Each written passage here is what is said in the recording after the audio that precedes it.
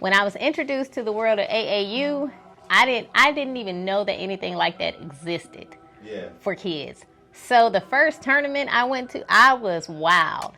And there was nobody then in 2014 standing on the sidelines filming anybody. Highlight videos was not a thing. Instagram was still slowly coming about. Stuff like that. Social media was slow. You know, all we had was MySpace back then. Right. You know what I'm saying? So, what year is that? Instagram came out in what, 09? Was it 09? Yeah, it was about 09. Yeah, and it was like real dark. Or 9, 2010, something around that area. Yeah. But yeah, so just to bring it back, I kind of, after my son's season was over with rec ball and his AAU season was over, I got heavily into doing production and media for church. For church? Yeah. Gotcha. So I kind of put basketball on the back burner and really just dive deep into the church that I was attending. I was doing their sermons, their, I guess you call it highlight, you know, recaps of services, photography, everything. I did that for about 5 years. And I remember having a meeting with my pastor at the time, and I was expressing to him that I kind of wanted to take sports serious because nobody was. Yeah. And he told me, you don't need to do that. You need to stay right here and do this church stuff. Right. And how do you feel about that? I was like, okay, maybe you're right, because you know I'm being blessed. Right. So you probably not, you the pastor. You're not wrong. Right. But as my work progressed, I found myself, you know, watching YouTube. I was at work doing little highlights, school basketball games. I just couldn't let it go. I couldn't let it go. And then eventually I ended up leaving the church for other reasons. So, yeah. So how long has it been that you've been doing sports highlights? I've been doing sports highlights since 2014. So I Am Royalty Media will be officially 10 years old in March of 2024. Wow. 10 years. So when did you first get the LLC? I first got the LLC, I didn't make it all legit until really 2020. Yeah, because I was just really doing stuff, you know.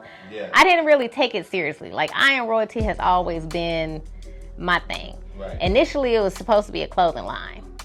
Okay, I had a slogan and everything. My slogan is still the same, but it's just more for my media company. Got you. So why call it I Am Royalty? I called it I Am Royalty because I believe that everybody is royal. My tagline, slogan, motto, whatever you want to call it, is my father is king, therefore I am royalty. Salute. So, you know, that's my company's tagline is we see royalty, right? And so when I saw your brand, it immediately resonated with me because of that I am royalty slogan. For the people that don't know, can you tell the people again, who are we talking to? I am Angelica Santiago, the owner and creator of I Am Royalty Media. Ladies and gentlemen, Angelica Santiago is here. Finally, man. So, you know, I think a big part of, you know, I'm a former student athlete.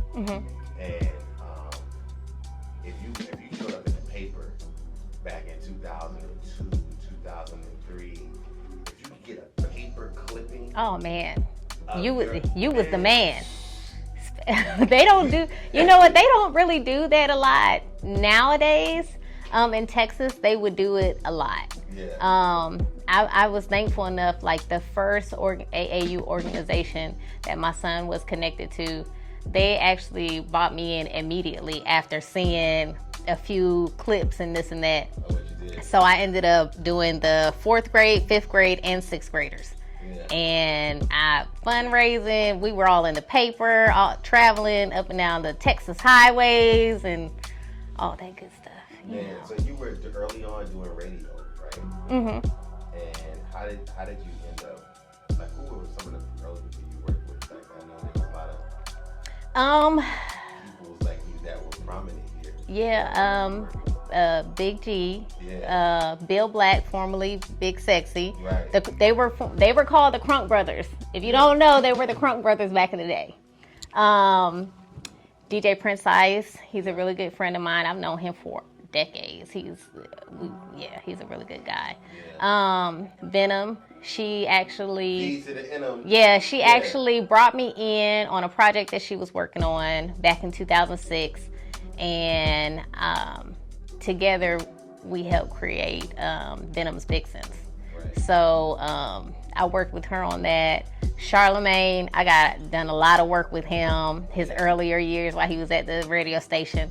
I have all that stuff like on film, walking around like behind him and stuff like that. DJ Frosty, Black Rob, I had an opportunity to work with. Little Flip. Yeah.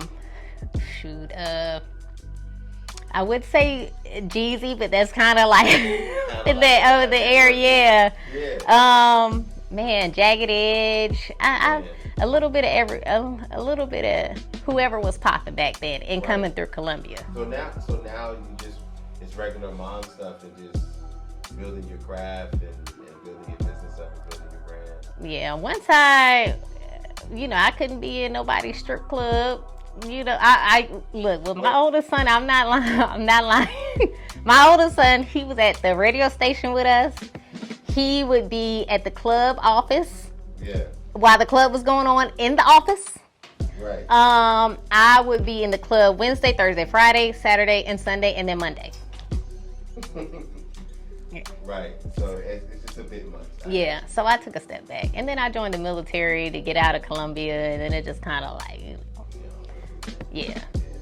So first of all, I just want to thank you just for all the work you do again. Thank you. What if people that are watching this content just want to support you?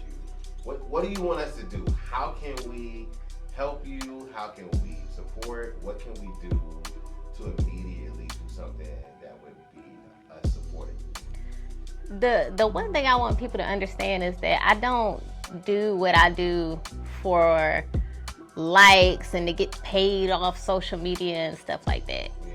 My goal is whoever I'm filming and photographing, I want them to get to the next level. Yeah. So if you see a kid's video on my platform, share it because it's free. You don't know what college coaches you're connected to or who's connected to who or what's connected to what. Just share it because you never know who's going to see it. Yeah. And that's how you help me help these kids get to the next level. Yeah. Why is it so important that you help these kids get to the next level? Why is that important to you? Oh gosh, don't make me get emotional. My oldest son played basketball. Right. I feel like with his journey, I learned a lot about a parent in this sport, about athletes. A lot of the things I wish I could, teach these parents that are involved in AAU and high school ball and stuff like that, about some of the mistakes I made, things to avoid. Talk about some of the mistakes you made. Well, my son, he was talented. He's really, really talented. He was a guard. Smaller guard, 5'10", but he was a left-hand monster. And it's very, very hard to find somebody that can go with the right and go with the left. Yeah. But he had a bad attitude, and he was really uncoachable, and that's it. And a lot of the time, I wasn't really listening to what the coaches and trainers were saying. I was just more so, son, you're not playing, let's go somewhere else. Right. I fell into that trap of trying to please him rather than trying to make him better. Yeah. I was giving him what he wanted and not giving him what he needed to get to the next level. And he was coached by some pretty good coaches. He had TJ Ford, he had Coach Jones in Texas, high school he was there. He was coached under Coach Norris. So it's just, he had the people in place, but he wasn't willing to open up his mind to listen. And seeing what happened with him, he didn't get recruited to play basketball at the next level. Gotcha. I just don't want nobody else to fall into that trap. Gotcha. Why don't people know this about you? What about my son? Or what you're saying right now is super important to who you are and what you're doing with your life right now. Yeah. Well, when I connect with a family, with a player, I kind of tell them, I don't want to talk at them, but I try to express like, listen, this is what comes with this. This is you're about to enter into a whole nother dimension when it comes to basketball. Listen, that AAU world will eat your kid alive if you are not careful. And look, I'm just keeping it real.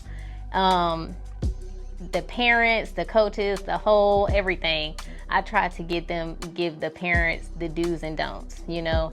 And you got to think, this generation of kids now, they're something else. They're already thinking that they're Michael Jordan on the court, and they're really not. You know what I'm saying? So it's like you got to kind of break them down and be really honest. But I see potential in everybody. Right. Like you don't. You just try not to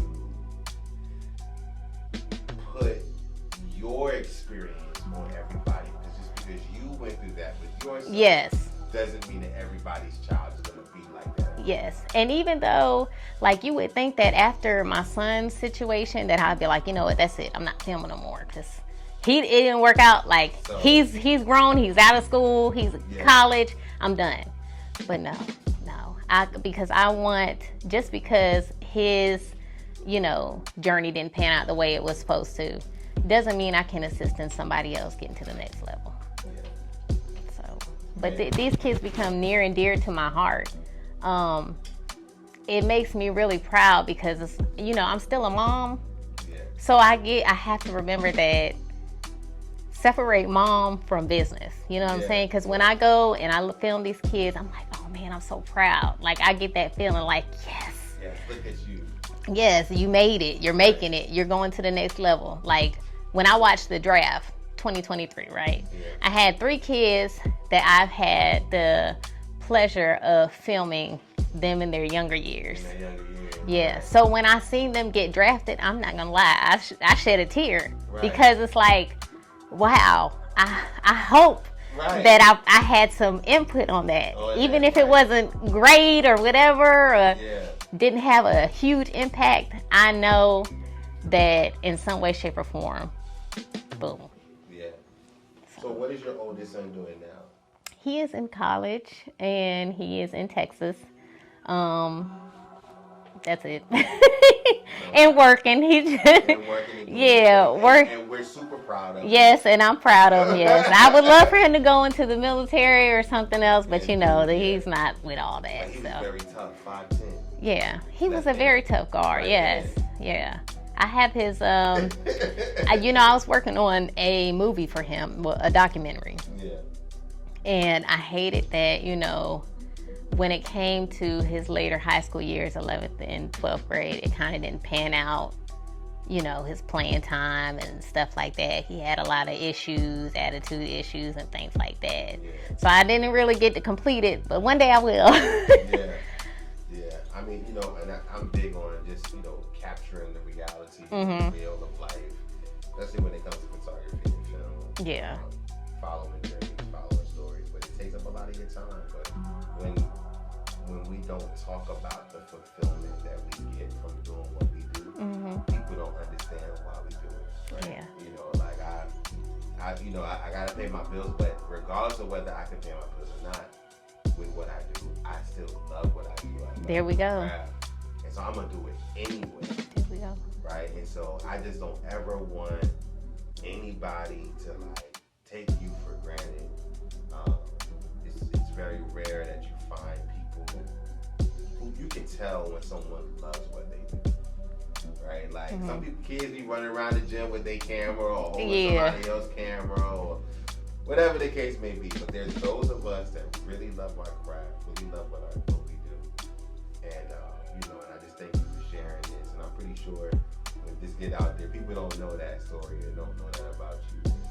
And we We need to talk about that more. I know a lot of people, they're like, man, she don't have no kids playing. It's like, I did have a kid playing. Right. He's just not playing anymore. Yeah, but I love the game. I love the kids. You know, I got some favorite players over the years. Kids that, you know, I continuously watch and stuff like that. Yeah.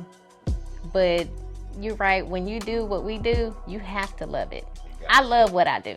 Right. Let me tell you, look, I don't know what Carol looking at me, but I love what I do. Right. If I wasn't making a dime, I would still be in the gym. And I could sit in the gym all day. My husband has to call me to come home sometimes.